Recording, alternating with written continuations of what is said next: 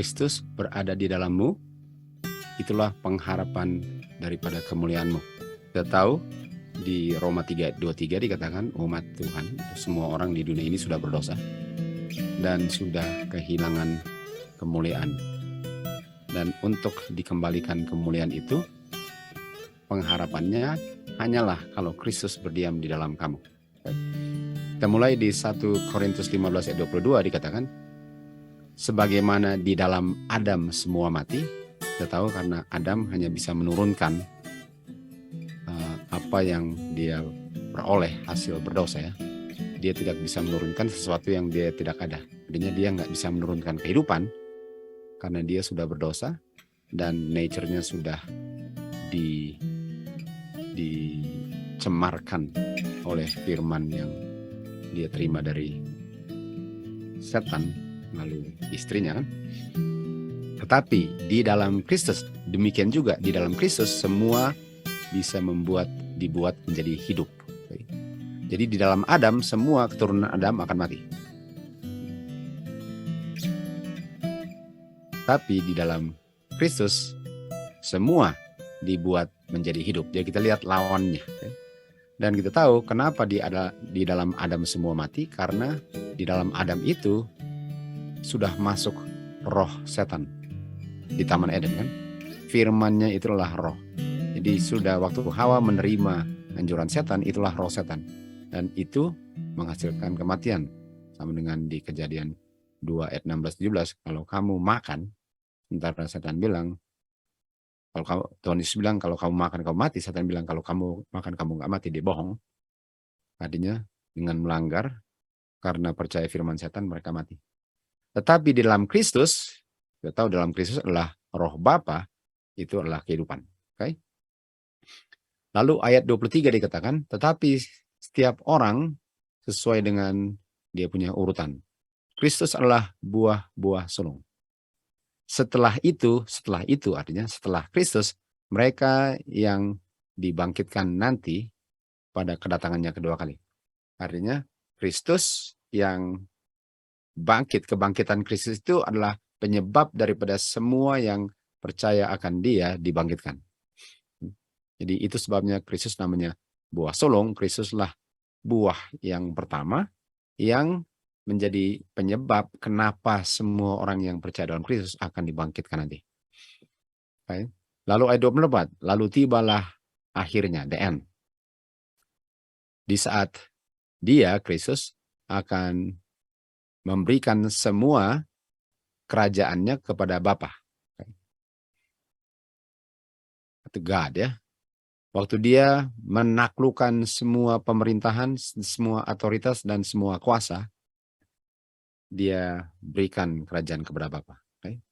Artinya waktu pekerjaannya selesai, semuanya diberikan kepada Bapa. Jadi Tuhan Yesus itu seperti jenderal yang pergi ke perang, lalu dia taklukkan semua, lalu dia mengambil alih akan kerajaan-kerajaan yang ditaklukkan, lalu waktu semua sudah ditaklukkan, kerajaannya diberikan kepada Bapa. Okay. Ayat 25, karena Kristus harus memerintah sampai dia telah meletakkan semua musuh-musuhnya di bawah kakinya atau ditaklukkan kan. Jadi Kristus akan tetap memerintah selama ada yang harus ditaklukkan. Dan kalau ditaklukkan itu artinya diletakkan di bawah kakinya. Karena musuh kan di bawah kakinya. Diinjak di bawah kakinya kan. Jadi Kristus memerintah, tapi kalau semua sudah ditaklukkan, semua pemerintahan yang dia telah taklukkan diberikan kepada Bapaknya.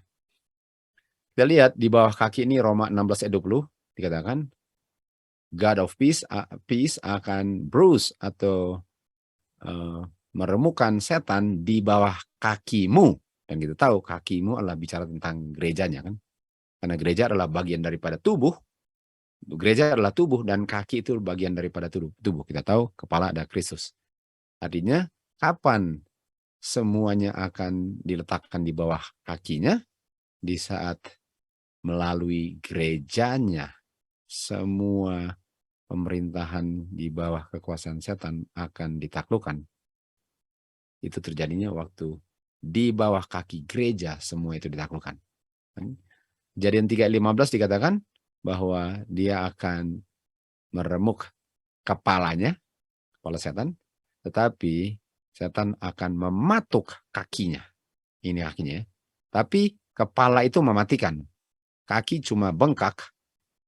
Kematian Tuhan Yesus kaki kan. Tapi kematian setan remuk kepalanya. Dan kita tahu kepala itu melambangkan enmity di Roma 8 ayat 7 dan 8. Flesh. Jadi inilah yang akan terjadi waktu semua ditaklukkan. Roma 10 ayat 15 dikatakan kaki-kaki mereka yang mengabarkan Injil damai. Artinya kaki inilah orang-orang yang mengabarkan Injil. Artinya Injil harus dikabarkan dulu, barulah the end of the world kan. Barulah the end of probation. Dan 21. Jadi semua itu akan berakhir di saat Injil yang dikabarkan oleh tubuhnya Kristus, yang mana kakinya di akhir zaman ini, nah di akhir zaman lagi kan, akan melalui kakinya kuasa setan akan ditaklukkan. Dan 15:26 dikatakan musuh terakhir yang akan dibinasakan adalah kematian. Jadi musuhnya kematian. Artinya kematian akan ditaklukkan.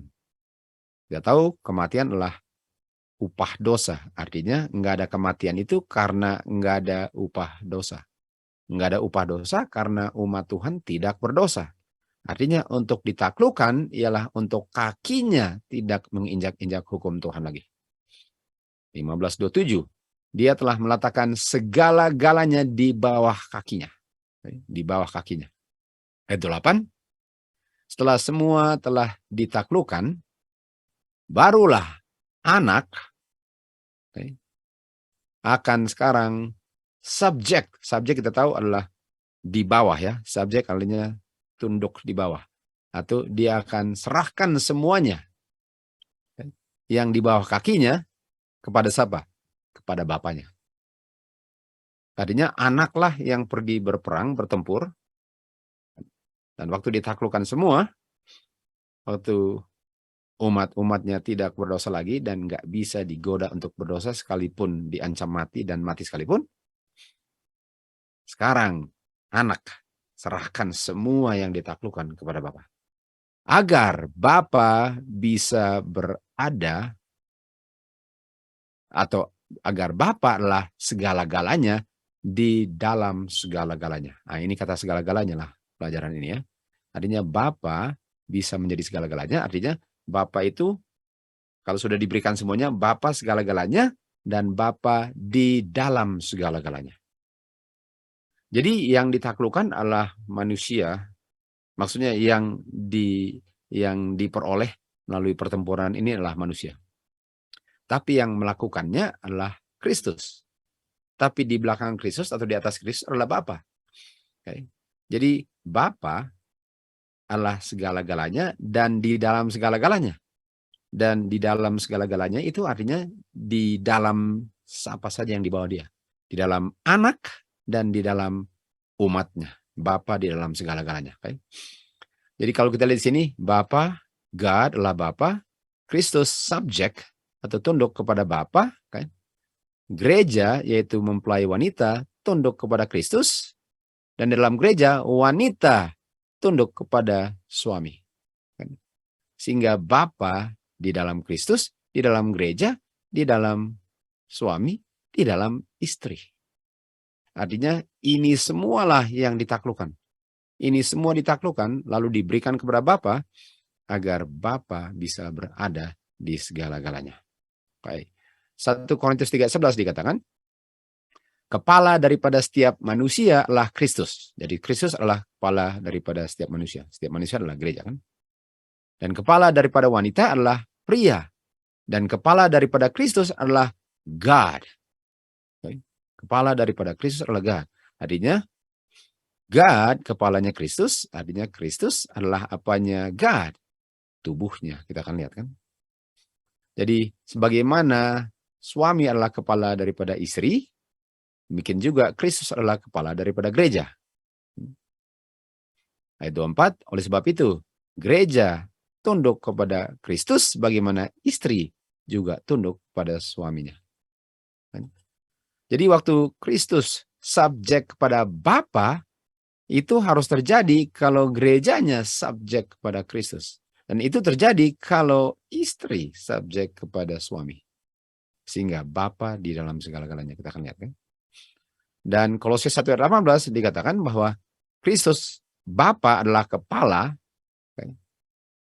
daripada tubuh. Ini Kristus ya. Kristus adalah kepala. Kristus adalah kepala daripada tubuh, yaitu gereja. Jadi gereja adalah tubuhnya Kristus. Nah, kalau Bapa adalah kepalanya Kristus, artinya Kristus adalah kepalanya Bapa. Kristus adalah tubuhnya Bapa. Sorry.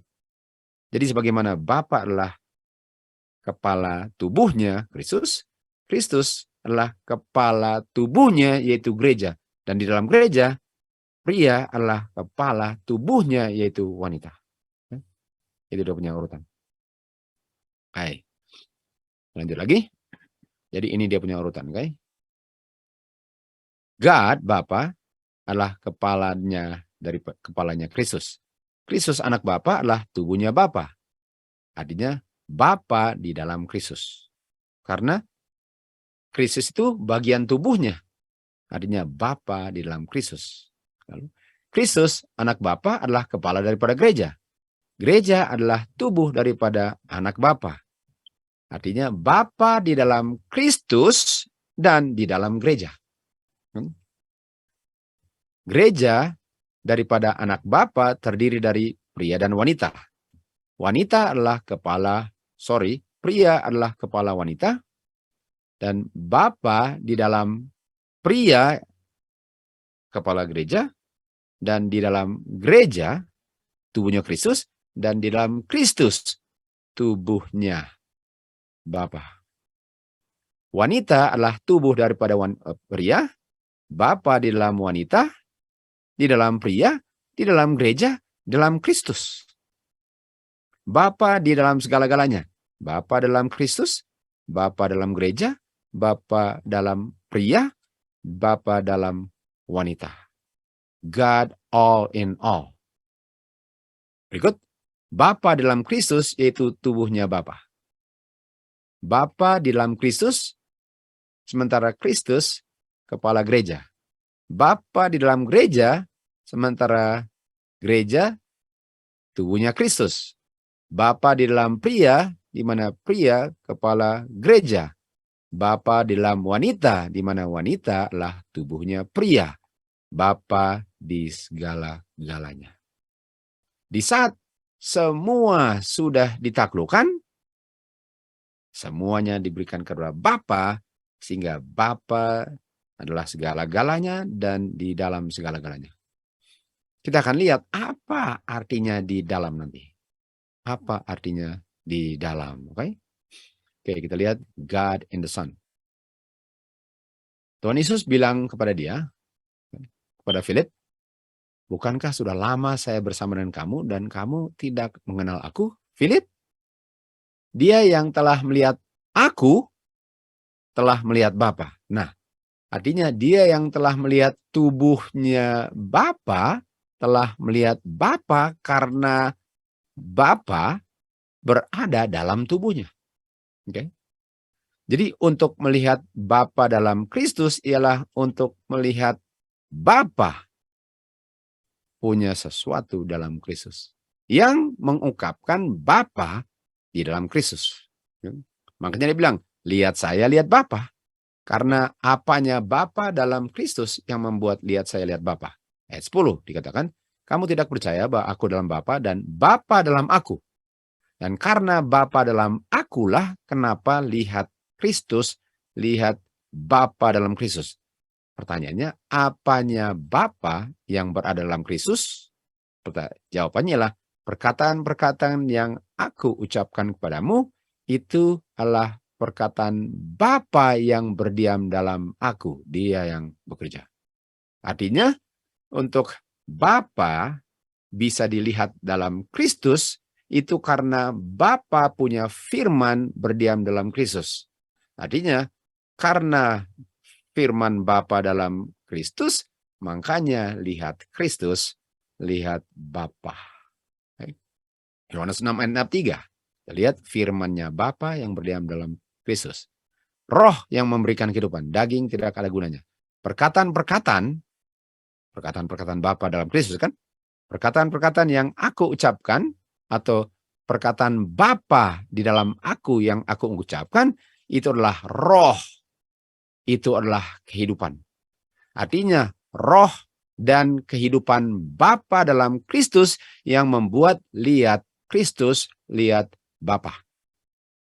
Dengan melihat Kristus, saya melihat Bapa karena roh kehidupan atau firman Bapa berdiam dalam Kristus. Mazmur 33 ayat 6. Melalui firman Jehovah langit diciptakan dan segala isinya melalui nafas mulutnya. Artinya kata lain daripada firman yang adalah roh dan kehidupan adalah nafas. Nafas. Artinya nafasnya Bapa, roh, kehidupan dan firman-Nya Bapa dalam Kristus yang membuat lihat Kristus, lihat Bapa. Kejadian 27. Dan Jehovah God membentuk manusia dari tanah dan menghembuskan ke dalam lubang hidungnya nafas. Ini tadi kan nafas, kehidupan. Nah, nafas, kehidupan, roh, firman sama semua. Nafas kehidupan dan manusia menjadi. Sudah lihat pelajarannya kan, menjadi artinya tadinya nggak ada. Menjadi makhluk yang hidup. Artinya Adam dan Hawa hidup karena di dalam mereka ada yang miliknya Bapa yang keluarnya dari mulut Tuhan Yesus. Sehingga lihat Adam dan Hawa, lihat Kristus dan Bapa. Karena di dalam Adam dan Hawa berdiam rohnya Bapa, firmannya Bapa, kehidupannya Bapa, nafasnya Bapa yang berada juga di dalam Kristus. Artinya ada saatnya nanti dan waktunya sudah sangat dekat di mana melihat umat Tuhan, melihat Kristus, melihat karakter Bapa. Jadi satu yang dilihat. Yohanes 20 ayat 22. Waktu dia telah mengatakan hal ini, dia menghembuskan nafas kepada mereka, sama dengan Kejadian 27, dia menghembuskan nafas dan dibilang apa? Terimalah Roh Kudus. Terimalah Roh Kudus.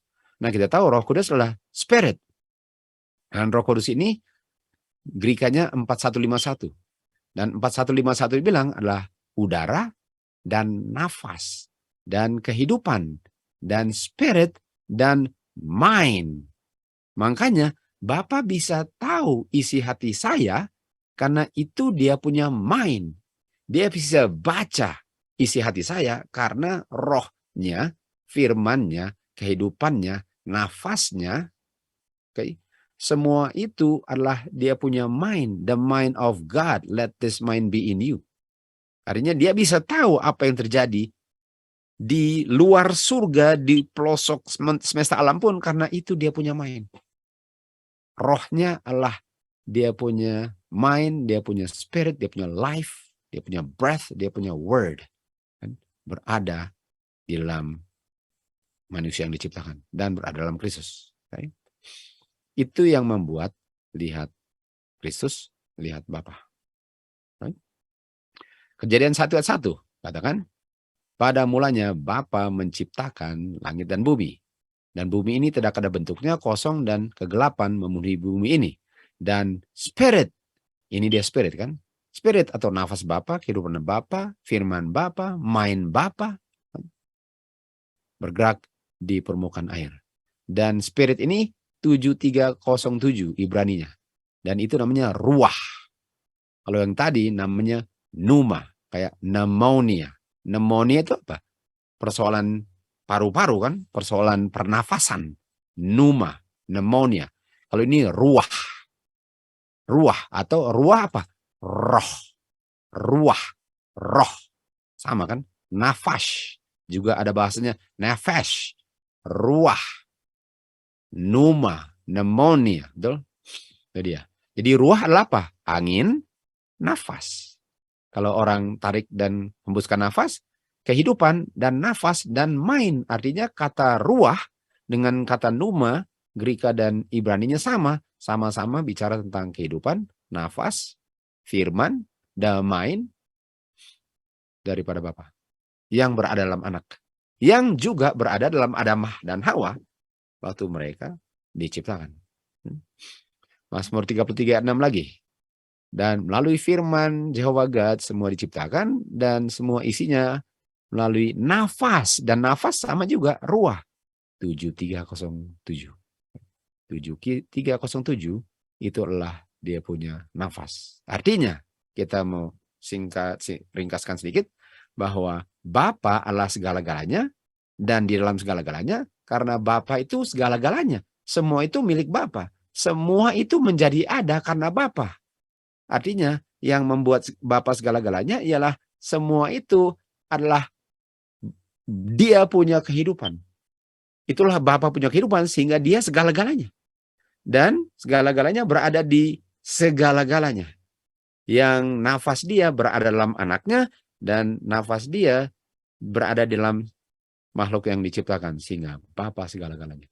Artinya maut itu ialah waktu Hawa menerima nafas firman setan, sehingga dia menolak roh firman nafas kehidupan mainnya God. Dan untuk semuanya bisa dikembalikan, umat Tuhan tidak akan mengizinkan roh setan, firman setan, nafas setan, the mind of setan berdiam dalam Ka'bahnya. Dan akan diuji ancaman mati sekalipun. Dan tidak akan ada yang menyangkal. Disitulah tidak akan ada kematian lagi dalam umat Tuhan. Baru semuanya dikembalikan. Semua yang sudah dimenangkan Kristus dikembalikan ke Bapa, sehingga Bapa yang adalah segala-galanya berada di dalam segala-galanya. Nah, mari kita lihat tentang penciptaan. Bapa bilang, mari kami. Kami artinya kita tahu lebih dari satu ya. Mari kami membuat atau menciptakan manusia sesuai dengan kami punya image, dengan kami punya rupa. Artinya ada lebih dari satu yang menciptakan. Ayat 27. Bapa menciptakan manusia sesuai dengan image-nya, dan yang diciptakanlah pria dan wanita. Artinya pria dan wanita sama image-nya dengan Bapa dengan oknum lainnya. Kan? Itu dia. Dan kita lihat di Early Writings 145 paragraf pertama dikatakan waktu Bapa bilang kepada anaknya, mari kami, aku dan engkau, artinya cuma dua oknum di sini, Bapa dan anaknya, membuat manusia sesuai dengan kamu punya image. Lalu setan cemburu terhadap Kristus. Okay? Setan cemburu terhadap Kristus. Artinya ada berapa di sini?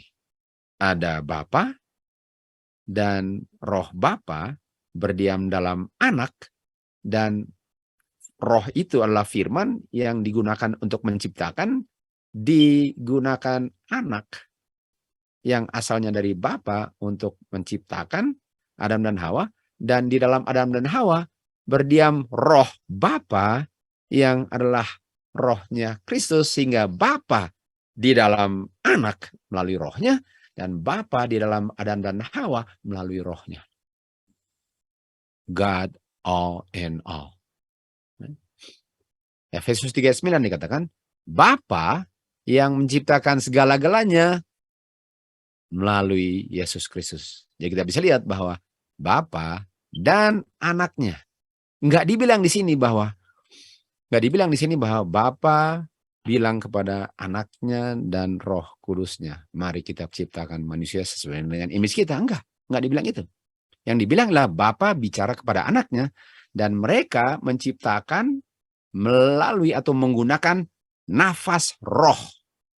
Roh itulah kuasa penciptaan. Itu bukan oknum yang menciptakan. Itulah kuasa Bapa yang berada dalam anak yang sanggup menciptakan sesuatu dari sesuatu yang enggak ada. Roh itu bukan oknum pencipta. Roh itu adalah kuasa kedua oknum pencipta. Jadi nggak bisa dibilang bahwa Bapa, Anak, dan Roh Kudus menciptakan. No, Bapa dan Anak Bapa menciptakan dengan kuasa roh mereka. Ini ajaran Alkitab.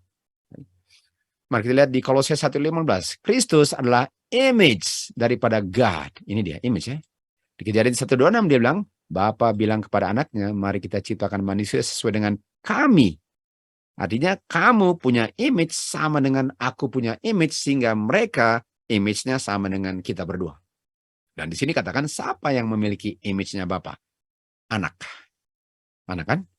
Dan melalui anak, by him, by Jesus Christ, semua diciptakan. Semua diciptakan. Semua diciptakan melalui anak dan untuk anak. Semua diciptakan melalui anak dan untuk anak. Artinya, Roh Kudus ada bagiannya dalam penciptaan, itulah kuasanya yang mereka gunakan untuk menciptakan.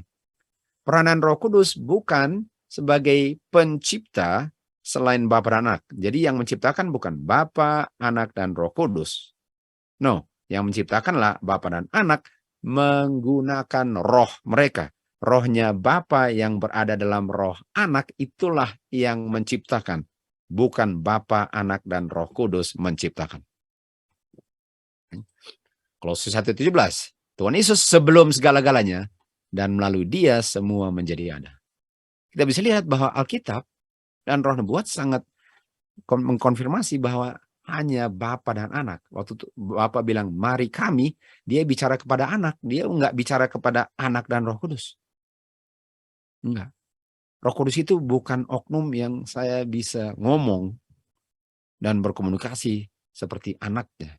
Walaupun itu ada mind of God. Itu mind of God, tapi bukan dalam bentuk oknum. Kita nggak bisa jelaskan itu bagaimana mind itu. Tapi itulah the mind of God. Itu oknumnya cuma Bapa dan Anak. Dan mereka punya roh lah kuasa yang menjadikan sesuatu yang dari nggak ada menjadi ada. Kita lihat di sini 1 Korintus 8:6 dibilang ada one God. Cuma satu God. Bapa. Okay? Dan sumber segala-galanya Bapa. Ada satu Lord Jesus Christ. Dan melalui dia semua menjadi ada. Di ayat ini nggak dibilang ada satu God the Father, ada satu God Anak, dan satu God Roh Kudus. Nggak ada. Nggak ada ayat di sini bilang. Nggak ada di Alkitab dan di Roh Nubuat sekalipun bilang God the Father, God the Son, God the Holy Spirit. Tidak ada. Adanya satu God, itu Father. Dan Tuhan Yesus bukan God, walaupun kita tahu dia memiliki nature-nya God, tapi dia bukan God sebagai oknum God. Dan kalau dia Bapa, artinya Bapa duluan ada daripada Anak. Bapa duluan ada. Makanya kita akan lihat bahwa kuasa itu, roh firman, nafas kehidupan main itu diberikan kepada anaknya. Kalau anaknya selalu sudah ada, kenapa mau diberikan lagi oleh oknum yang selalu ada? Selalu ada, nggak perlu terima sesuatu yang nggak ada. Tapi kalau kepada Kristus diberikan menjadi ada, artinya itu buktinya bahwa Kristus bukan God the Father, karena God the Father itu selalu ada, dan Kristus menjadi ada melalui exosomai. Keluar dari Bapa. Sebagaimana Hawa keluar atau diambil dari Adam. Dan kita lihat itu di John 17 kan bicara tentang exosomai. Jadi kita bisa lihat bahwa Bapa dan Anak memiliki roh yang sama, tapi roh itu Bapa berikan. Artinya kalau berikan, sebelum diberikan Anak nggak memilikinya. Artinya waktu diberikan, sebelum diberikan Anak nggak sama dengan Bapa karena dia anaknya. Anak dengan Bapa nggak sama. Anak punya nature sama dengan Bapa, tapi Anak bukan Bapa. Artinya anak adalah Bapa nature-nya, tapi anak bukan Bapa oknumnya. Tuhan Yesus adalah God nature-nya. Tuhan Yesus bukan God Bapanya. Okay? Jadi kita lihat di sini bahwa Adam dan Hawa diciptakan di dalam image-nya Kristus, sementara Kristus anak Bapa adalah image daripada God Bapanya. Artinya Bapa bisa dilihat di anak, Bapa bisa dilihat di Adam dan Hawa. God all in all. God all in all. God punya image di anak, God punya image di Adam dan Hawa. Sehingga lihat manusia, lihat God. Tapi bukan lihat oknumnya, lihat karakternya. Lihat Tuhan Yesus, lihat God. Bukan lihat oknum Bapaknya, lihat karakter Bapaknya dan pekerjaan-pekerjaan Bapaknya. Karena yang membuat itu menjadi demikian lah rohnya. Rohnya lah yang membuat satu semua itu. Oke, sekarang kita lihat sons and daughters of God. Jadi anak-anak laki-laki dan anak-anak wanitanya Bapa. Oke, jadi anak tunggal, anak pria tunggal, anak-anak pria tunggal dan anak-anak wanita. Anak-anak pria jamak dan anak-anak wanita jamak. Yohanes 5:26. Bapa memiliki kehidupan di dalam dirinya sendiri dan nggak ada kehidupan itu karena Bapa nggak ada awalnya. Demikian juga Bapa telah memberikan kepada anak agar anak memiliki kehidupan di dalam dirinya juga. Kan? Itu sebabnya Bapa itu kehidupan yang namanya nafas, firman, dia punya mind, dia punya power untuk menciptakan. Itu semua ada dalam anak karena dia anaknya Bapa dan Bapa berikan kepada dia. Bapa berikan. Dan kalau diberikan artinya tanpa diberikan nggak ada. Sementara Bapa nggak terima dari siapa-siapa, anak terima dari Bapa. Itu menunjukkan bahwa Bapa beda dengan anak. Dan anak bukan God. Karena kalau God nggak perlu diberikan, selalu sudah ada. Nggak ada reasoning atau penjelasan yang bisa menjelaskan kenapa dan bagaimana penciptaan bumi ini. Hanya bisa dimengerti melalui iman dalam kuasa penciptaannya. Melalui iman kita bisa percaya bahwa kuasa penciptaan Bapa melalui Kristus.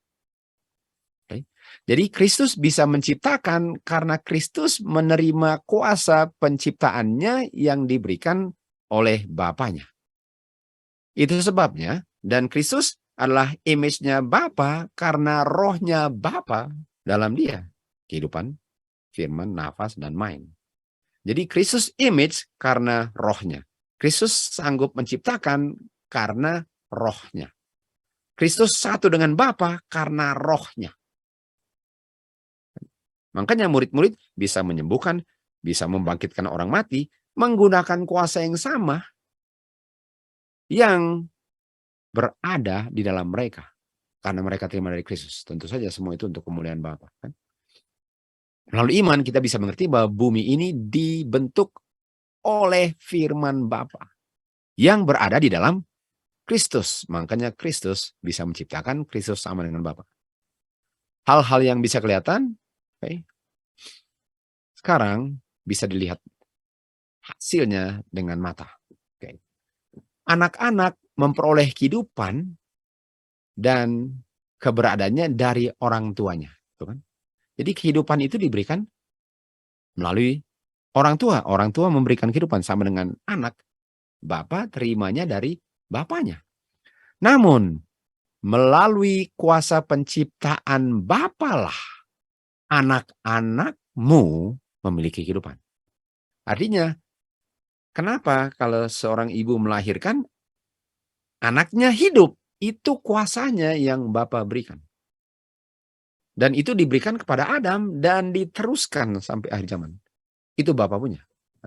Jadi walaupun Bapa dan ibu memberikan itu kepada anak, tapi sebenarnya ibu dan Bapa hanya meneruskan apa yang ibu dan Bapa mereka berikan atau teruskan, dan selanjutnya lalu Kristus. Tapi Kristus dapatnya dari Bapa. Artinya Bapa punya kehidupan dalam anak, lalu anak nafaskan kepada Adam dan Hawa, dan diteruskanlah sampai tahun 2022 September. Artinya melalui rohnya Bapa, all and all in all. Bapa adalah segala-galanya dan Bapa di dalam segala-galanya. Tetapi kita tahu bahwa ada manusia yang berontak terhadap Bapa, kan, menolak firman-Nya, menolak semua itu. Itulah yang harus ditaklukkan. Dan kalau mereka tolak, mereka nggak diselamatkan, dibinasakan. Dan semesta alam hanyalah dipenuhi oleh image-nya Bapa, image-nya anak. Karena rohnya Bapa dalam anak, roh dalam gereja, bumi ini dipenuhi dengan kemuliaan Bapa. Roma 1:20. Hal-hal yang tidak kelihatan daripada God sejak penciptaan, yaitu dia punya kuasa, roh, firman, nafas, mind, dan Godhead. Kita tahu Godhead adalah divinity atau nature, kan, keilahiannya. Artinya hanya kuasa ilahi, hanya yang memiliki kuasa ilahi, atau hanya yang ilahilah yang bisa memiliki kuasa penciptaan ini. Dan kita tahu Bapa dan anak divine. Bapa dan anak memiliki atau adalah divinity, Godhead. Dan oleh sebab itu, karena hanya mereka berdua yang Godhead dengan divinity atau divine, hanya mereka yang memiliki kuasa penciptaan. Dan anak pun menerima kuasa itu dari Bapa karena dia anaknya. Sebagaimana kalau seorang ibu melahirkan, otomatis dia anaknya dan otomatis dia memiliki karakteristik orang tuanya, otomatis. Dia memiliki otomatis nature-nya. Itu nggak usah dipikirkan, otomatis itu. Jadi waktu Bapa eksosomai anak, otomatis anak memilikinya. Nggak usah diminta. Dengan demikian dia berikan semua itu otomatis karena dia adalah anaknya. Lalu dikatakan, di dalam Kristus berdiam semua fullness daripada Godhead. Jadi sesempurna keilahian Bapa berdiam dalam anak. Dan kalau keilahian artinya memiliki eternal power-nya Bapa juga. Di dalam tubuhnya Kristus. Kita tahu Tuhan Yesus adalah tubuhnya Kristus Bapa, kan? Karena dia adalah Bapa adalah kepala, artinya Tuhan Yesus adalah tubuh. Di dalam tubuhnya, di dalam tubuhnya Kristus, berdiam semua kepenuhan Bapa. Sama dengan di dalam Adam dan Hawa, dipenuhi semua kepenuhan Bapa melalui anak. Efesus 1:22. Dia telah meletakkan semuanya di bawah kakinya dan telah memberikan kepada Kristus menjadi kepala daripada gereja. Artinya untuk Bapa bisa berada dalam makhluk yang diciptakannya, Bapa memberikan rohnya bagi anaknya, lalu anak memberikannya kepada makhluk ciptaannya, dan otomatis Bapa berada dalam makhluk ciptaannya. Karena Kristus menjadi kepala daripada gereja, sementara Bapa adalah kepalanya Kristus. Artinya Bapa adalah kepala di atas segala kepala. Kristus kepala gereja, tapi Bapa kepalanya Kristus. Sebagaimana pria kepala wanita, tapi Kristus kepala pria. Dan Kristus kepala gereja, namun Kristus kepalanya Bapa. Bapa adalah kepala Kristus, kepala gereja, kepala pria, kepala wanita. Kristus Bapa. Bapa adalah kepala segala-galanya, Allah segala-galanya, di dalam segala-galanya, karena rohnya. Rohnya itu yang membuat demikian. Sehingga semua menjadi satu. Gereja adalah tubuhnya. Dan gereja yang adalah tubuhnya Kristus, semua kepenuhan Bapa dalam Kristus, karena inilah tubuhnya Kristus, dan Kristus adalah tubuhnya Bapa, berada di dalam anak. Anak dipenuhi, gereja dipenuhi dengan kepenuhan Bapa yang penuh di dalam anak. Lalu dikatakan di Efesus 3:9, agar kamu bisa dipenuhi dengan semua kepenuhan Bapa. Artinya kepenuhan bicara tentang apa? Roh, firman, mind. Let this mind be in you. Filipi 2:5, kan?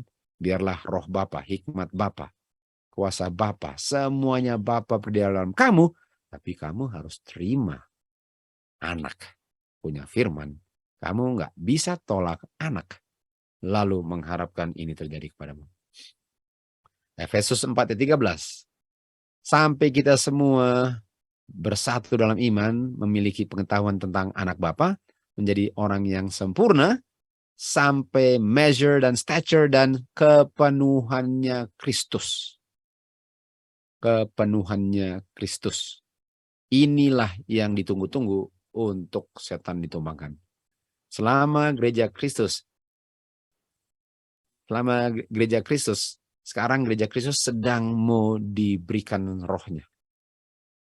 Dan kalau gereja Kristus menerima rohnya, Bapa di dalam segala-galanya, dipenuhi dengan kuasa Bapa seperti di hari Pentakosta, kan?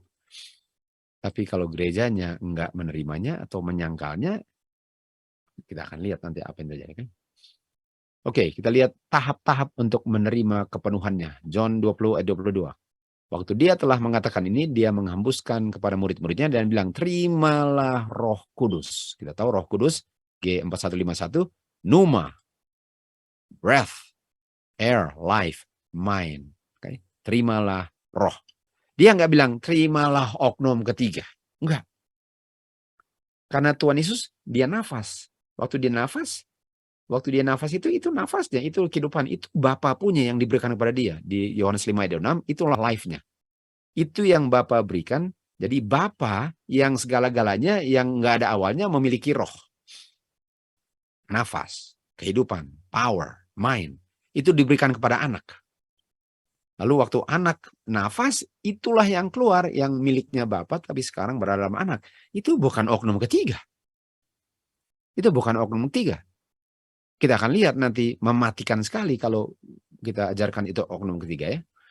Kisah 21, di hari Pentakosta sudah tiba, mereka semua dipenuhi di rumah itu di mana mereka berduduk, dan mereka semua dipenuhi, ini dia, fullness, dipenuhi dengan Holy Spirit. Ini G4151 sama dengan waktu Tuhan Yesus nafas, dia berikan 4151, dan waktu di hari Pentakosta dia berikan 4151. Yang diberikan sama, tapi dia punya ukuran berbeda. 2022 terjadi sebelum Kisah 2 ayat 4. Di Spirit of Prophecy volume 3 dikatakan, waktu Kristus menghembuskan nafas kepada murid-muridnya, Roh Kudus 4151, dia memberikan tetesan-tetesan 4151 tetesan sebelum plentiful, tanpa batas hujan di hari Pentakosta. Artinya tahap untuk menerima penuh ialah harus terima tetesan. Ini dia ada katakan di sini. Kita menerimanya sampai kita sanggup untuk menerima semuanya, dan waktu kita menerima semuanya seperti di hari Pentakosta, kita 100% memantulkan image-nya Bapa dan Kristus. 100%. 100%. Sehingga Bapa di dalam segala-galanya. Bapa yang segala-galanya, berdiam di segala-galanya. Sehingga mereka nggak bisa menyangkal bahwa ini seakan-akan Kristus yang sedang mengabarkan Injil. Karena rohnya Kristus dengan sempurna, dengan penuh, tanpa berkekurangan pun memenuhi murid-muridnya yang mereka terima di 50 hari dari hari kebangkitan Kristus. Dan mereka sedang keep the Feast of First Fruit setelah kayu salib. Mereka sedang assemble di ruangan itu untuk keep the feast. Disitulah mereka dicurahkan Roh Kudus. Okay. Jadi tahapnya ialah Tuhan berikan sesuai dengan kemampuan, ditambah-tambah sampai penuh. Okay. Jadi kita lihat di sini. Dia punya ringkasan sementara. Okay? God the Father, Bapa, kepala adalah sumber kehidupan. Bapa, dalam Bapa adalah roh atau kehidupan kekal. Kehidupan kuasa kekal. Eternal power, kan? Jadi Bapa adalah sumber kehidupan, sumber roh, sumber kuasa penciptaan. Kehidupan ini diberikan kepada anaknya sehingga kehidupan ini, kuasa ini, roh ini berada dalam anak, yaitu tubuhnya. Roh yang adalah power berada di dalam anaknya. Kristus sekarang menjadi sumber kehidupan bagi the sons and daughters of God atau manusia. Tuhan Yesus jadi sumber karena dia memiliki sesuatu yang diberikan dari Bapa, lalu dia sekaranglah yang berhadapan dengan manusia. Dia menjadi sumber manusia walaupun dia terimanya dari sumber yaitu Bapaknya. Artinya, sebagaimana Bapa adalah kepala, Kristus adalah anak. Sekarang Kristus menjadi kepala, murid-muridnya menjadi tubuhnya. Right? Kehidupan ini berada dalam anak-anaknya atau gereja. Roh atau eternal power-nya Kristus di dalam anak-anaknya atau gerejanya. Oleh sebab itu, Bapa adalah segala-galanya atau Bapa berada dalam anak, Bapa berada dalam murid-muridnya. God is all and all. Kepenuhan daripada roh Bapa berada dalam anaknya dengan penuh. Kepenuhan daripada rohnya Bapa dalam anak yang diberikan kepada gerejanya sesuai dengan kemampuan gereja untuk menerima, itu adalah tetesan-tetesan. Dan roh yang sama yang diberikan pada hari Pentekost dengan sepenuhnya karena murid-muridnya sudah mengosongkan dirinya, itu roh yang sama tapi ukurannya berbeda. God is all and all and all. Dan waktu itu terjadi ke seluruh dunia, semua yang terima, sudah berhasillah rencana keselamatan. Tujuannya ialah semua yang diciptakan yang terima rencana keselamatan, di dalam mereka semua berdiam kuasa roh Bapa yang dihembuskan oleh Kristus dalam bentuk firman roh. Itu namanya rencana keselamatan. Jadi untuk menjadi orang-orang yang selamat, nggak bisa saya menolak roh itu, firman itu, doktrin itu, kuasa itu, main itu. Nggak bisa saya tolak. Karena rencana keselamatan ialah sebagaimana Bapa memiliki semua itu, di dalam anaknya adalah segalanya itu, dan Adam dan Hawa memiliki semuanya itu melalui Kristus. Itu namanya nggak hilang. Di saat mereka percaya doktrin setan, mereka hilang. Artinya gereja Kristus, nggak ada yang hilang di gereja Kristus. Hilang itu kalau di luar gereja. Karena gereja Kristus namanya ada rohnya. Kalau nggak ada rohnya, itu bukan gereja Kristus. Makanya gereja itu bukan bangunan. Karena apakah roh itu sangat penting untuk berdiam dalam bangunan? Bagaimana kalau orangnya sudah pulang semua? Apakah gereja itu tetap bangunan walaupun orangnya nggak ada? Yang membuat gereja itu adalah rohnya yang berdiam dalam orangnya. Bangunan adalah hanya tempat supaya jangan kehujanan dan kepanasan. Tapi bangunan itu nggak akan pernah menjadi gereja. Kepenuhan, oke, kita lanjut. Sekarang kita lihat jealousy, kecemburuan. Kita lihat kecemburuannya. Yeskel 8:5 dikatakan, angkatlah matamu dan lihat ke sebelah utara. Lihat ke sebelah utara. Yeskel. Lalu di Yesaya 14:13 dia bilang, setan bilang, saya akan meninggikan diri saya akan meninggikan tahta saya juga akan duduk di tahta saya di gunung pertemuan di sebelah utara. Ini utaranya. Jadi ada yang cemburu terhadap arah utara. Artinya di utara ada tahta Bapa, dan kalau kita baca di Wahyu 22:1, ada tahta di mana ada Bapa dan anak atau domba. Artinya ada dua yang duduk di situ, Bapa dan anak. Lalu setan bilang, saya cemburu, saya juga mau duduk di situ. Artinya setan sedang menginginkan untuk menjadi oknum ketiga yang duduk di situ. Karena dia bilang, saya mau duduk juga di samping Bapa dan di samping domba. Atau anak Bapa. Karena tahta itu adalah Bapa dan anak. Dan kalau dia bilang, saya mau duduk di situ juga, artinya dia, setan, yang waktu itu Lucifer, dia oknum. Roh Kudus bukan oknum. Setan, Lucifer itu oknum. Artinya kalau ada 3 oknum, salah satunya mau duduk di situ, tapi nggak boleh. Jadi ajaran 3 oknum itu, kalau ada, itu karena diada-adakan, dan yang ada padahal nggak ada adalah setan. Karena dia mau menjadi oknum ketiga, duduk di samping Bapa dan anaknya. Dikatakan di sini, Bapa adalah God, adalah Bapanya Kristus. Kristus adalah anaknya God. Kepada Kristus telah diberikan, artinya nggak ada sebelumnya, posisi yang tinggi. Dia dibuat menjadi sama. Kalau dia dibuat menjadi sama, artinya anak nggak sama dengan Bapa. Dan walaupun anak nggak sama dengan Bapa, tapi anak diangkat menjadi sama dengan Bapa, tapi itu bukan berarti sekarang anak adalah Bapa.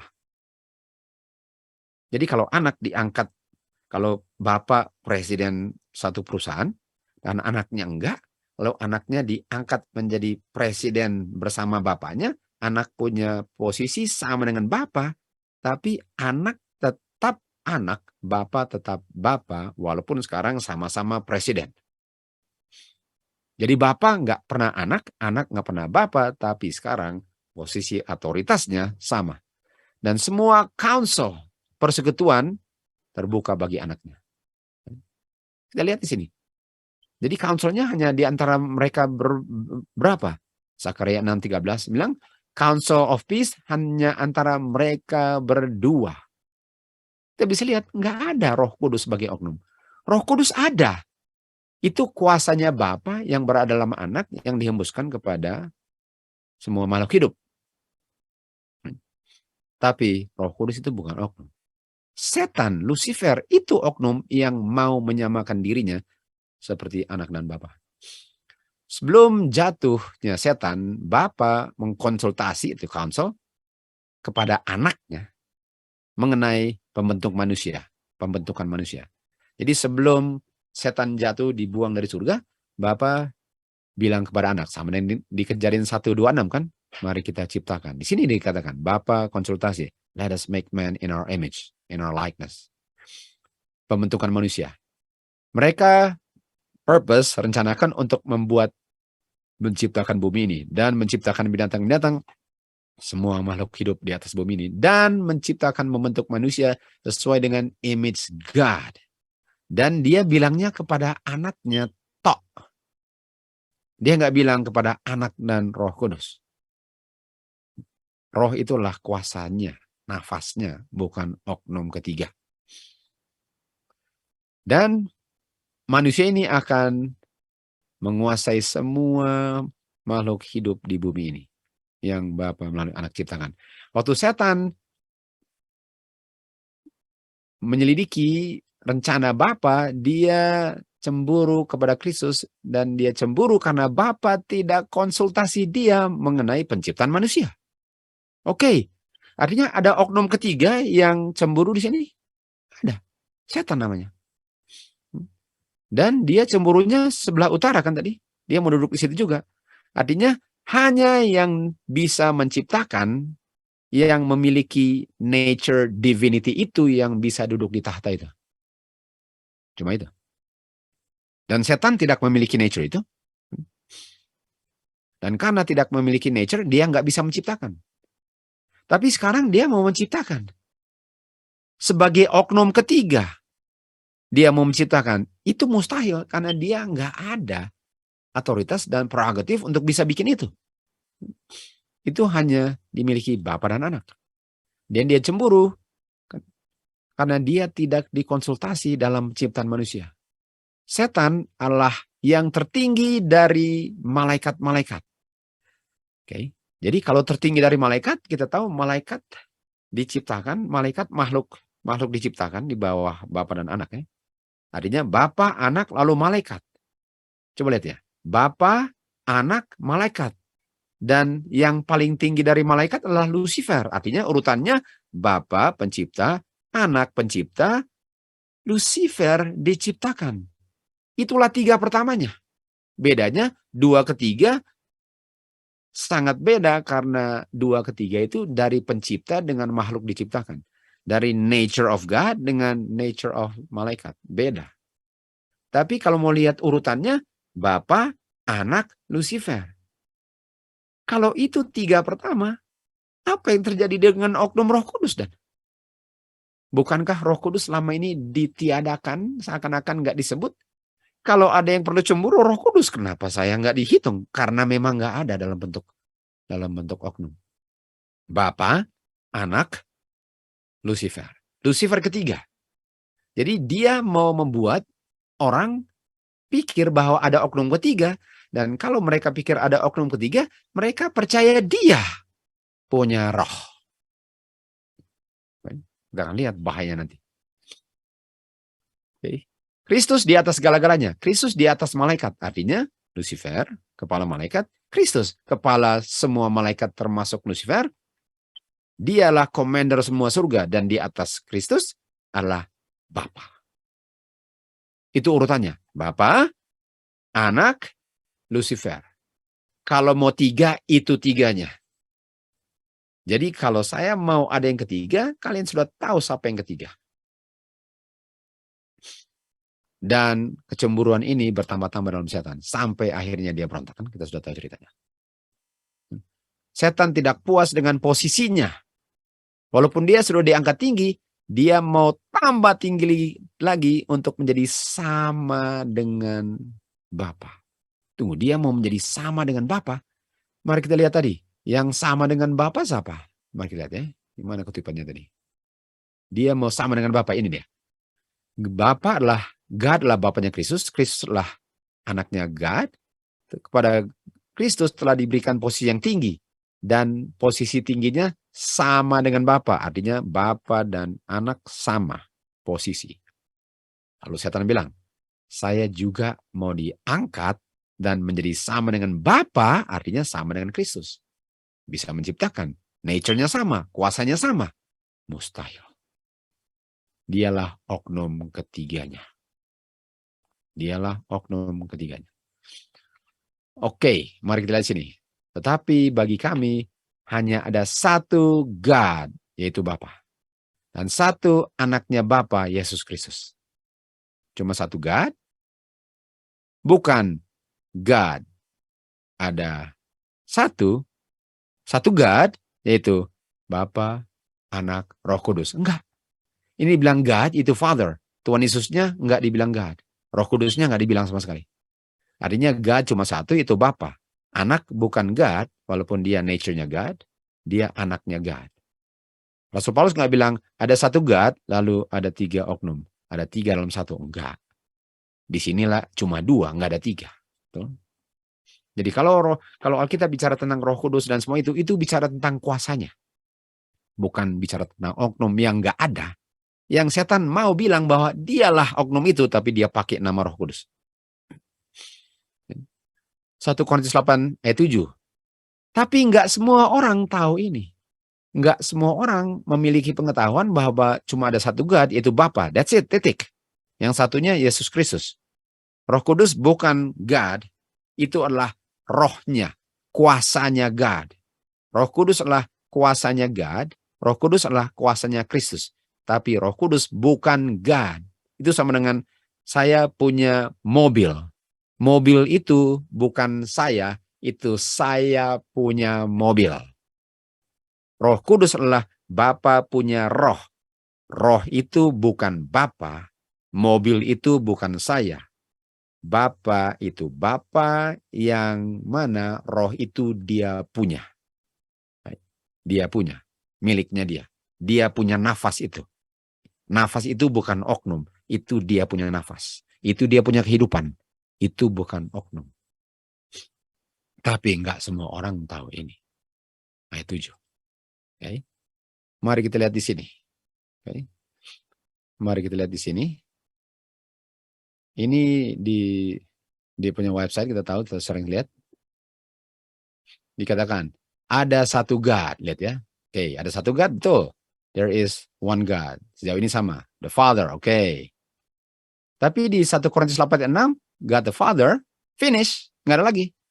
Tapi di fundamental belief ini atau mereka percaya apa? There is one God, Father, Son, Holy Spirit, persekutuan dari tiga oknum yang nggak pernah ada awalnya. Kalau anak nggak pernah ada awalnya, kenapa mau kasih rohnya kepada anaknya? Jadi di sini anak dan roh dan Bapa selalu ada. Jadi Bapa berikan, waktu diberikan rohnya, dia berikan oknum lain kepada anaknya. Yang selalu ada. Jadi seakan-akan Bapa ambil oknum ketiga, lalu diberikan kepada oknum kedua. Yang selalu ada. Inilah doktrinnya.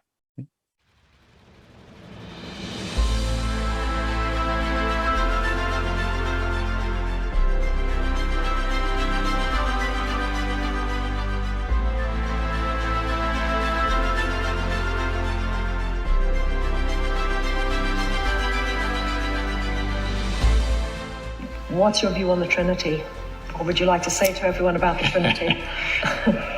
Well, I'm happy to share my personal convictions on that, and I tell people publicly, and what also Ellen White very strongly affirms through her prophetic writings, that God the Father, God the Son, God the Holy Spirit have been together from eternity and will be together through eternity. Let me also indicate that God the Father, God the Son, God the Holy Spirit all participated in the literal creation of this world. They are the Godhead, 3 in 1.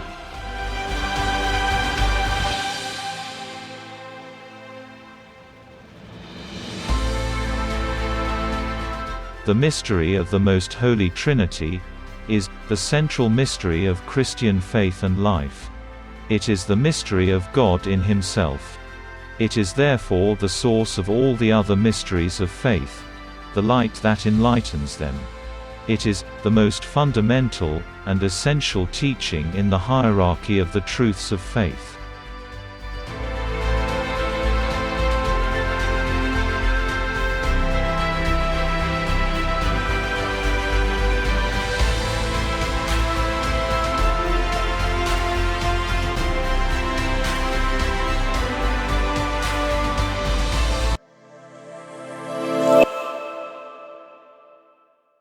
Sementara Kristus mengajarkan melalui Rasul Paulus cuma satu God the Father. Sementara doktrin Babylon yang asalnya dari Roma ya, bilang one God itu Father, Son, Holy Spirit. Jadi kita sudah bisa lihat bahwa yang membuat gereja Kristus satu dengan Kristus dan Bapa adalah rohnya. Adalah rohnya. Tapi kalau rohnya bukan yang sebenarnya, itu bagaimana mau menjadi satu? Bagaimana mau menjadi satu kalau unsur yang membuat satunya bukan lagi unsur itu? Oke, mari lihat ya. One God in the persons Trinity ya, mystery. Mari lihat ya, Matius 28 ayat 20. Mengajarkan segala hal, lalu dikatakan, aku akan bersamamu selalu. Jadi Kristus walaupun sudah ke surga, dia akan tetap bersama-sama dengan muridnya. Di Matius 18 ayat 20 dikatakan, di situ di mana 2 atau 3 berkumpul di dalam namaku, di situ aku berada di tengah-tengah mereka. Kan? Artinya walaupun Tuhan Yesus sudah ke surga, Tuhan Yesus masih hadir di antara murid-muridnya. Yohanes 14 ayat 16 dikatakan, dia akan berdoa kepada Bapa dan Bapa akan memberikan kepadamu penghibur yang lain agar dia bisa berdiam bersama kamu selama-lamanya. Ini kata always, selalu, sama dengan forever. Waktu bilang saya akan bersama, with you, bersamamu ini sama dengan abide with you. Artinya, Kristus lalu bersama muridnya melalui comforternya, melalui rohnya, kan? Yaitu spirit, kan? Spirit kebenaran. Makanya dia bilang 14:17, 14:18, saya nggak akan tinggalkan kamu, saya akan datang. Tapi saya punya roh. Saya itu Bapa punya roh yang berdiam dalam sayalah yang akan berdiam dalam kamu, sehingga kamu nggak pernah tanpa aku. Aku akan selalu bersamamu, walaupun tubuhku di surga, tapi rohku itu selalu bersamamu. Itu yang membuat Kristus selalu berdiam bersama murid-muridnya. Kita di sini di manuskrip Rilis 14 dikatakan, dengan dibebani dengan kemanusiaan, Tuhan Yesus nggak bisa berada di mana saja pada waktu yang bersamaan. Oleh sebab itu dia harus tinggalkan murid-muridnya dan pergi ke Bapaknya dan mengirim Roh Kudus untuk menjadi penerusnya di bumi. Roh Kudus itu adalah dirinya sendiri, tanpa dan bebas daripada kemanusiaannya. Coba lihat ya, Roh Kudus adalah dirinya sendiri. Dia nggak bilang Roh Kudus adalah oknum yang lain kan? Dia bilang Roh Kudus adalah oknum yang lain. Kalau Roh Kudus adalah oknum yang lain, artinya saya nggak bersamamu, dia akan bersamamu. Saya nggak akan datang, dia akan datang. Dia nggak akan bilang, I will be with you always. Dia akan with you always. Dia, walaupun dia bilang, tapi rohnya. Di Roh Kudus adalah dirinya sendiri, bedanya dirinya ini tanpa kemanusiaannya. Itu rohnya, kuasanya, nafasnya, mind-nya God. Itu yang berada, bukan oknum ketiga. Dia nggak kirim oknum ketiga, dia kirim dirinya dalam bentuk rohnya Bapa, yaitu rohnya. Kita sudah tahu, nggak ada oknum ketiga. Oknum ketiga adalah setan, Lucifer. Lalu dikatakan, dia, Kristus, akan mewakili dirinya hadir di semua tempat melalui dia punya roh. Dan dia maha hadir. Jadi Roh Kudus adalah rohnya Kristus. Okay. Roh Kudus adalah rohnya Kristus, bukan oknum yang lain. Bukan oknum yang lain. Jadi Roh Kudus itu adalah Kristus tanpa tubuh kemanusiaannya. Dan pada hari Pentakost, dia bilang kan, saya akan tinggalkan kamu, saya akan kirim dia, dan dikirimnya di hari Pentakost. Dan di hari Pentakost, mereka semua dipenuhi dengan Kristus punya roh, sementara tubuhnya kemanusiaan Tuhan Yesus di surga. Ini, the Holy Ghost adalah rohnya Kristus. Inilah Kristus. Makanya dia bilang, saya akan bersamamu, saya akan tetap bersamamu, melalui saya punya roh, bukan oknum yang ketiga bersamamu. Saya akan selalu hadir melalui saya punya roh, dikatakan. Kisah 2 ayat 47 di ujung daripada kisah 2 dikatakan, dan Tuhan menambahkan ke gereja adalah tubuh Kristus, setiap hari semua yang diselamatkan. Artinya hanya yang selamat yang bergabung dengan gereja Kristus. Dan untuk selamat harus memiliki roh yang sama. Selamat itu bukan memiliki oknum ketiga, karena oknum ketiga nggak ada. Untuk selamat itu harus memiliki, menerima rohnya Bapa yang berdiam dalam Kristus, agar yang selamat dipenuhi dengan Bapa punya roh. Karena dibilang God all and in all, artinya roh Bapa dalam anak dan dalam yang selamat. Itu rencana keselamatan. Rencana keselamatan ialah bukan untuk ada roh oknum ketiga dalam orang yang selamat. Dan oknum ketiga enggak ada di Tuhan Yesus, oknum ketiga enggak ada di Bapa, oknum ketiga tidak ada. Jadi kalau itu Bapa punya roh dan itu oknum ketiga, artinya ada oknum ketiga di Bapa, ada oknum ketiga di anak, ada oknum ketiga di orang-orangnya. Enggak ada, kita sudah tahu. Oknum ketiga di surga punya urutan sebelum setan dibuang adalah Lucifer. Katakan di sini, Bapa ada gerejanya. Ya tahu gerejanya orangnya, bukan gedungnya. Bukan gedung-gedung. Roh Kudus itu enggak berdiam di gedung. Roh Kudus enggak datang. Kuasa Tuhan itu bukan menyelamatkan gedung yang sudah rusak. Roh Kudus itu kuasa Tuhan untuk memperbaiki tubuh yang diciptakan, bukan gedung yang sudah bocor tembok-temboknya. Bukan yang ditetapkan negara, itu bukan gereja. Bukan gedung, bukan denominasi, itu bukan gereja. Gereja adalah orang-orangnya yang hidup, karena rohnya hidup. Yang mengasihi Bapa, dan kasihnya itu diungkapkan dalam pemeliharaan semua hukum-hukumnya. Di mana 2 atau 3 berkumpul dalam namaku, aku melalui rohku berada di tengah mereka. Di mana Kristus berada di antara beberapa orang saja, disitulah gereja Kristus. Dia nggak dibilang, di mana gedung yang mewah ada, disitulah gereja Kristus. Enggak. Dia bilang di mana Kristus ada di antara orang. Dia nggak bilang di mana Kristus ada di antara gedung. Gedung nggak pernah, dan nggak pernah akan menjadi gereja. Gedung bisa di mana gereja berkumpul. Tapi manusia nggak berkumpul di gereja. Gereja berkumpul di gedung. Inilah gereja Kristus. Karena yang membuat gereja Kristus itu gereja Kristus adalah kehadiran rohnya Kristus. Nah, sekarang saya tanya. Kalau gereja Kristus itu kalau gereja Kristus itu adalah gereja Kristus karena rohnya Kristus berada di dalamnya. Dan umat-umatnya mematuhi perintah Tuhan.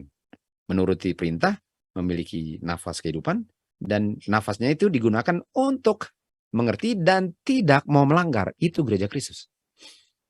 Nah, kalau gereja Kristus, definisi gereja Kristus adalah roh Kristus berdiam dalam mereka, mari kita lihat. Bagaimana dan dengan kalau Roh Kudus itu oknum ketiga. Kalau Roh Kudus itu oknum ketiga, artinya itu bukan rohnya Kristus karena itu oknum ketiga. Kan? Itu oknum ketiga. Nah, sekarang saya tanya. Kalau oknum ketiga yang berada dalam saya, apakah saya di gereja Kristus? Kalau definisi gereja Kristus adalah rohnya Bapa yang berada dalam anak, berada dalam gerejanya, orang-orangnya. Itu gereja Kristus. Tapi kalau bukan rohnya Bapa dan bukan rohnya anak, tapi oknum ketiga yang namanya roh, artinya kamu bukan gereja Kristus. Karena gereja Kristus itu kalau rohnya berdiam. Dan kalau roh itu bukan rohnya Kristus atau Bapa, oknum yang lain, itu bukan gerejanya Kristus. Jadi pertanyaan saya, itu rohnya siapa dan yang kalau bukan rohnya Kristus? Cuma ada dua macam roh di semesta alam. Salah satunya dibuang dari surga dan berbicara kepada Hawa melalui ular.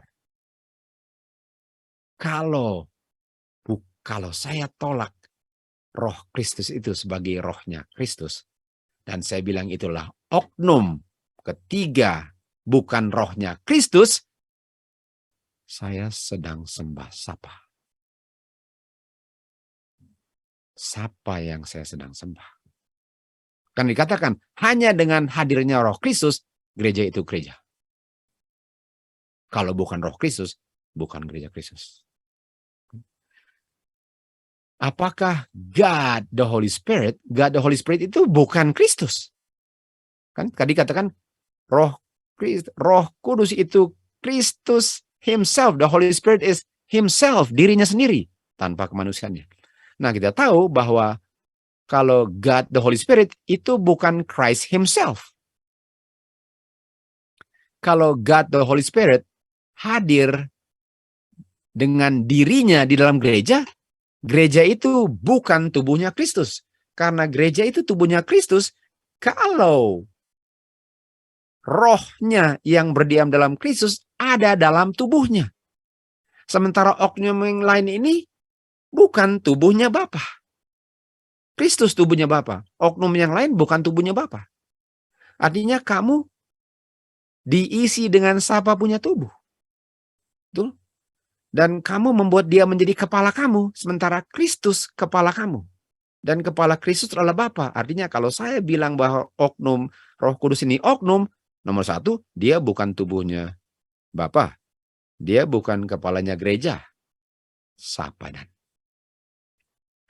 Gereja hanyalah gereja atau tubuhnya Kristus kalau di dalam tubuhnya berdiam rohnya Kristus. Harus di dalam tubuh Kristus rohnya. Sementara oknum ketiga adalah oknum di luar tubuh Kristus. Ini bukan gerejanya Kristus. Kalau saya percaya oknum ketiga.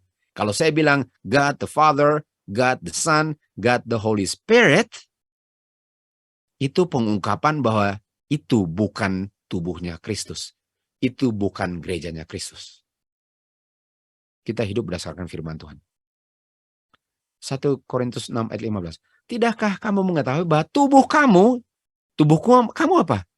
Tubuh kamu adalah tubuhnya Kristus, betul? Kamu punya tubuh itu, kamu tubuhnya Kristus. Adalah bagian daripada Kristus. Artinya kamu tubuhnya Kristus kalau rohnya Kristus berdiam dalam kamu. Kamu tubuhnya Kristus kalau roh yang berdiam dalam Kristus dalam kamu. Kamu bukan tubuhnya Kristus kalau roh yang tidak berdiam dalam Kristus berdiam dalam kamu. Dan kalau kamu tubuhnya Kristus, pengakuannya, tapi kenyataannya bukan roh Kristus berdiam dalam kamu, kamu adalah pelacur. Harlot. Kamu adalah pelacur. 1 Korintus 6 ayat 16. Apa? Kamu nggak tahu bahwa kamu yang bersatu dengan pelacur menjadi satu tubuh dengan pelacur? Saya satu dengan Kristus karena rohnya Kristus. Saya menjadi satu dengan pelacur kalau memiliki roh pelacuran. Fornication. Dia yang bergabung dengan Tuhan menjadi satu roh. Dia yang bergabung dengan bukan Kristus menjadi satu tubuh pelacur. Lalu dikatakan apa? Jauhkan diri dari percabulan. Artinya, jangan menerima roh yang bukan berada dalam Kristus. Kamu hanya tubuhnya Kristus dan tubuhnya Kristus di dalamnya rohnya. Jangan lupa, Tuhan punya tubuh itu lambang kamu. Dan di dalam tubuh Tuhan Yesus rohnya. Artinya kamu hanya tubuhnya kalau rohnya di dalam Kristus dalam kamu. Bukan oknum yang lain. 1 Korintus 6 ayat 19. Apa? Kamu nggak tahu bahwa tubuh kamu itu adalah tempat berdiamnya roh Kristus? Itu tempat berdiam roh Kristus. Kamu punya tubuh adalah tubuhnya Kristus. Di dalam tubuhnya Kristus adalah rohnya Kristus. Kalau kamu nggak ada roh Kristus, itu buktinya kamu bukan tubuhnya Kristus. Atau kamu bukan gerejanya Kristus. Mau sebesar apa dia punya logo, mau pengakuan apa, mau nyanyi lagu Sion apa, mau berdoa apa, kalau roh yang lain yang kamu bilang adalah Roh Kudus, tapi bukan rohnya Kristus, karena kamu bilang Kristus dengan roh yang lain, Roh Kudus beda. Dan kalau Kristus dengan Roh Kudus beda, artinya roh yang beda itu bukan rohnya Kristus. Sehingga kamu bukan gerejanya Kristus. Wahyu 17:1. Ada pelacur, ini harlot pelacur. Dan pelacur ini melacurkan dirinya dengan raja-raja bumi dan melakukan percabulan. Ini dia bilang, percabulan. Artinya kalau gereja menerima roh selain Kristus, dia bercabul.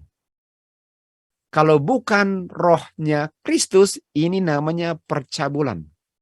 Saya menjadi satu dengan pelacur. Saya nggak menjadi satu dengan Kristus, saya menjadi satu dengan pelacur. Wahyu 17. Wahyu 17 ayat 5 dikatakan apa? Dan pelacur itu di dahinya dibilang apa? Misteri. Babylon the Great, misteri. Artinya kalau saya bilang bahwa Roh Kudus itu oknum ketiga, dan dialah yang berdiam dalam saya, dia bukan rohnya Kristus. Dia oknum lain. Roh Kudus yang oknum ketiga tidak berdiam dalam Kristus. Itulah roh yang namanya misteri. Misteri daripada Trinitas. Untuk bilang ada 3 oknum, otomatis membuat kamu bukan gerejanya Kristus. Misteri Trinitas adalah misteri sentral dan fondasi dari segala doktrin Catechism of Catholic Church.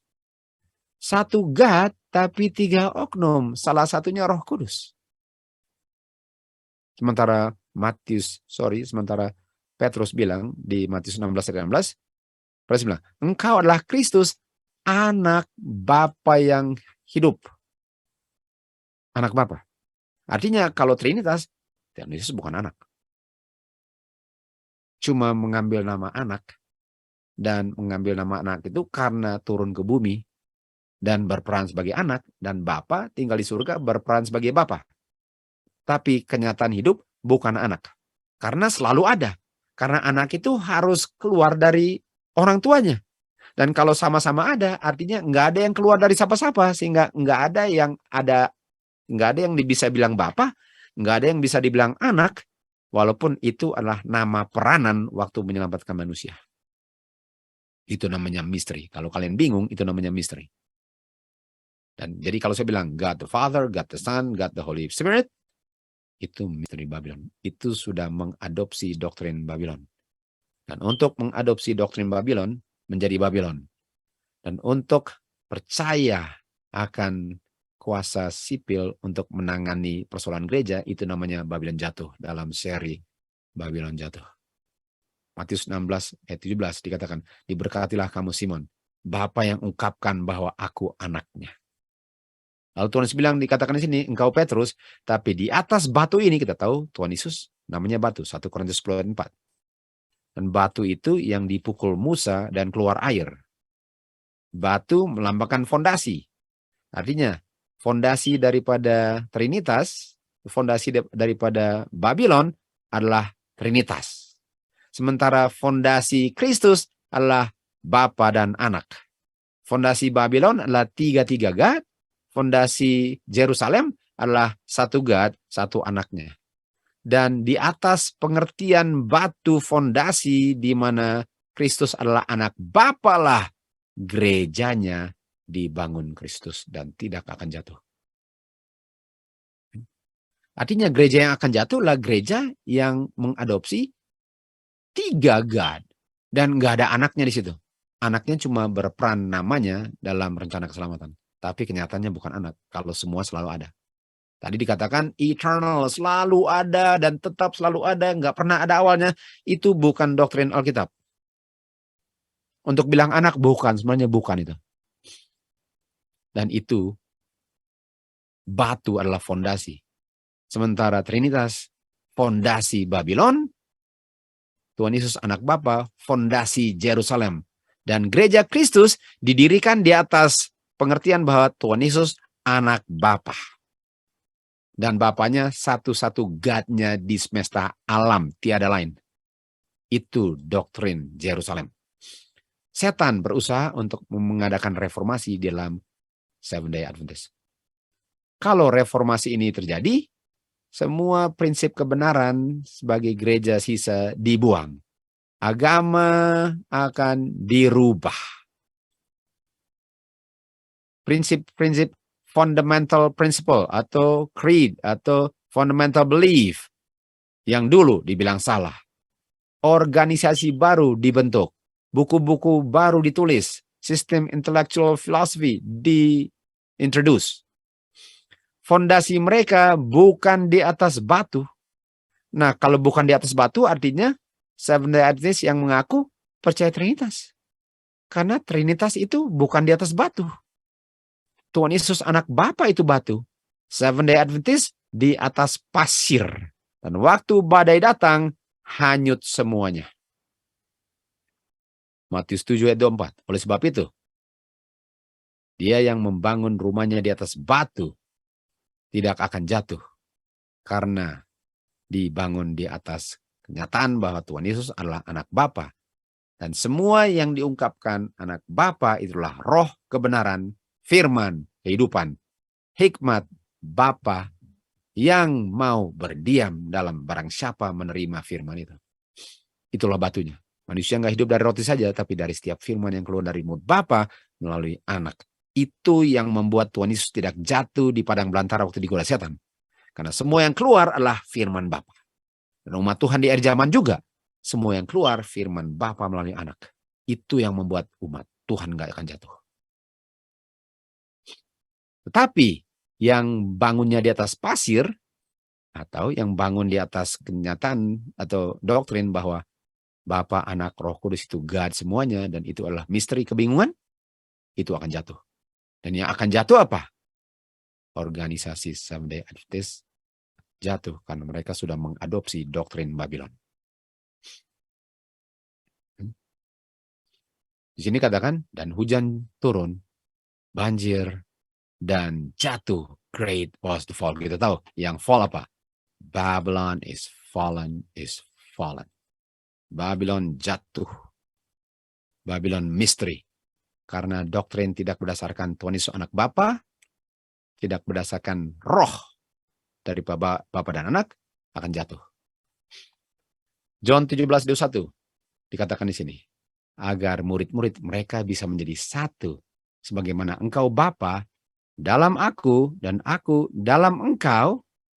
Ingat ya, aku dalam engkau, engkau dalam aku. Itu yang membuat satu. Agar mereka juga bisa menjadi satu di dalam kita.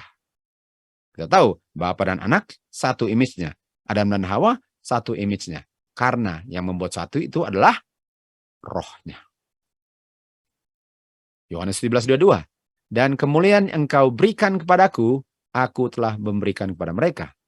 Artinya, kemuliaan yang diberikan Bapa kepada anak membuat anak satu dengan Bapa, dan kemuliaan yang anak terima dari Bapa diberikan kepada murid-muridnya, agar murid-muridnya bisa menjadi satu, sebagaimana Bapa dan anak adalah satu.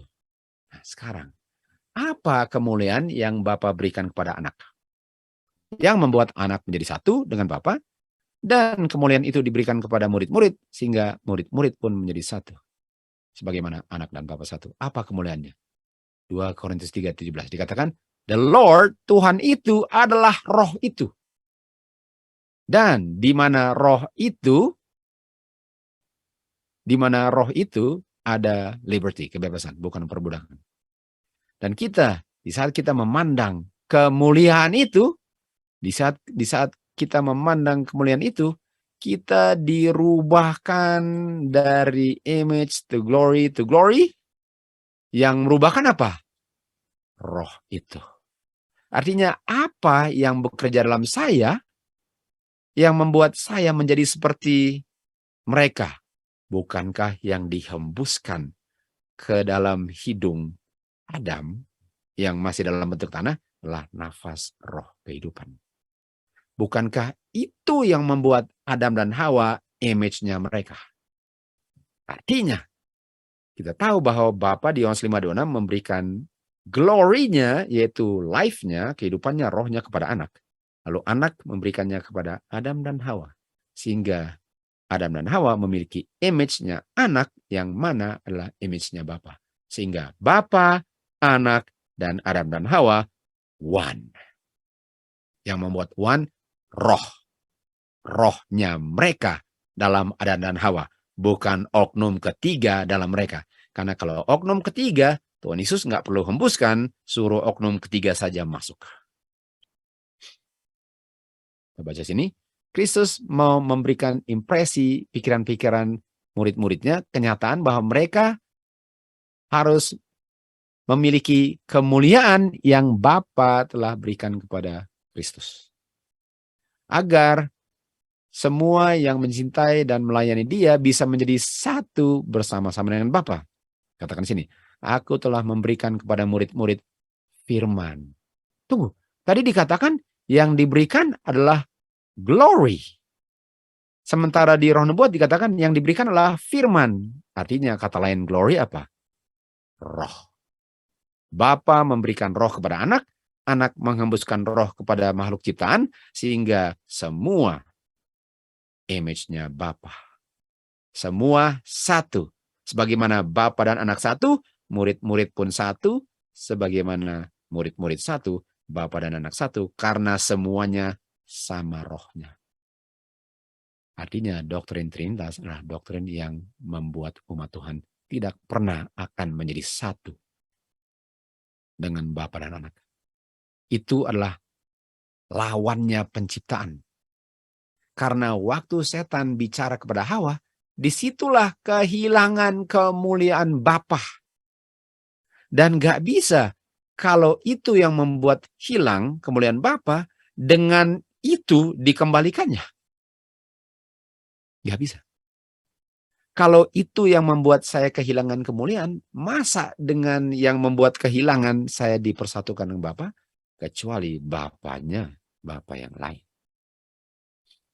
Yohanes 6 ayat 3 katakan, perkataan-perkataan yang aku ucapkan itu adalah roh, itulah kehidupan. Ini perkataan. Perkataan ini adalah glory. Glory yang Bapa berikan kepadaku, firman yang Bapa berikan kepadaku, aku berikan kepada engkau, dan perkataan adalah spirit dengan life. John 6:54. Makan dagingku, minum darahku, engkau memiliki kehidupan kekal. Dagingku adalah meat, darahku adalah drink. Kalau kamu makan dagingku dan minum darahku, dan berdiam dalam aku dalam dia. Tunggu dulu. Bukankah dengan menerima roh, Kristus berdiam dalam saya dalam dia. Yohanes 15 ayat 7 dikatakan, kalau kamu berdiam dalam saya, rohku, firmanku, kehidupanku, gloriku berdiam dalam kamu. Dan untuk memiliki glory, simbolnya apa? Meat and drink. Makan dan minum. Ini simbol makan firman kehidupan roh Tuhan. Untuk menjadi satu dengan Kristus, untuk menjadi gerejanya Kristus, lambangnya meat and drink. Yang dilakukan pada appointed time. Yohanes 14:10 dikatakan, aku dalam Bapa, Bapa berdiam dalam aku melalui firman-Nya. Dan firman-Nya adalah spirit dengan life, yang simbolnya adalah meat dengan drink. Makanya Tuhan Yesus waktu digoda, dia bilang apa? Man shall not live by bread alone, but by every word. Semua lambang makan. Semua lambang makan. Tentu saja nggak ada gunanya meat and drink kalau saya tidak makan firman Tuhan. Tapi bukan berarti bahwa karena firman Tuhan yang dibutuhkan, saya nggak perlu meat and drink. Karena meat and drink ini ada fungsinya selain cuma makan dan minum. Ada fungsinya. Karena di saat umat-umat Tuhan di hari Pentekost sudah sama-sama makan dan minum sama-sama, Roh Kudus dicurahkan. Dan kita tahu sebelum itu nggak bisa dicurahkan kalau belum kosong. Artinya ada sesuatu dari perkumpulan makan dan minum yang dibicarakan, yang direnungkan tentang kematian Tuhan Yesus yang akan membuat umat Tuhan melihat the love of God. Dan disitulah mereka bisa melihat betapa kejinya dosa dan bereskan semua itu. Karena Tuhan telah melakukan, memberikan ini karena ada kepentingannya, bukan karena dia suruh bikin tanpa pentingnya. Meat and drink itu sama dengan terima firman Tuhan yang menjadi satu, di mana persatuan itulah yang membuat saudara dan saya adalah gereja Kristus. Meat dengan drink. Pengikut Kristus harus mengambil bagian pengalaman Kristus dalam kehidupannya. Mereka harus mempersatukan firman Tuhan di dalam mereka. Mereka harus dirubah menjadi serupa dengan Dia oleh kuasanya Kristus dan memantulkan keilahian, karakter keilahiannya. Lalu dikatakan apa? Untuk saya bisa menjadi satu dengan Kristus, dirubahkan menjadi seperti Kristus, mereka harus eat the flesh, meat, drink the blood, drink Son of God. Kalau enggak ada kehidupan. Roh dan pekerjaan Kristus harus menjadi roh dan pekerjaan murid-muridnya yang dilambangkan meat dengan drink. Bapa mengajarkan kita harus berkumpul di rumahnya untuk membina atau membentuk karakter-karakter sempurna 10 hukum Bapa itu. Dan dengan kita berkumpul pada waktunya akan membuat kita bisa berdiam di istana-istana yang Kristus sudah pergi untuk siapkan bagi kita semua. Dengan kita sambung.